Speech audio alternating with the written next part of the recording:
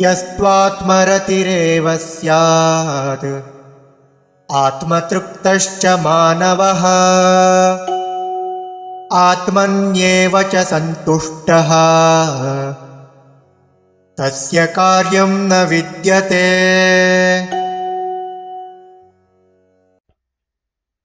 यः तु आत्मरतिः एव स्यात् आत्मतृप्तः च मानवः आत्मनि एव च सन्तुष्टः तस्य कार्यं न विद्यते।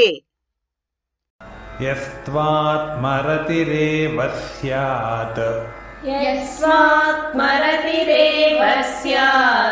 आत्मतृप्तश्च मानवः आत्मन्येव च सन्तुष्टः तस्य कार्यं न विद्यते।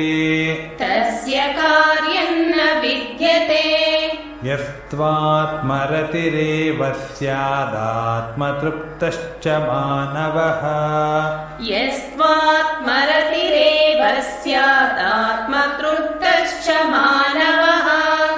आत्मन्येव च सन्तुष्टस्तस्य कार्यं न विद्यते।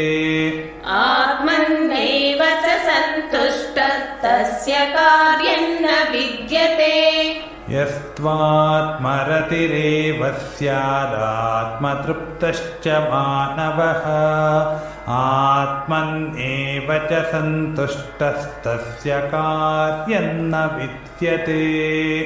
यस्त्वात्मरतिरेव स्यादात्मतृप्तश्च मानवः आत्मन्येव च सन्तुष्टस्तस्य कार्यं न विद्यते।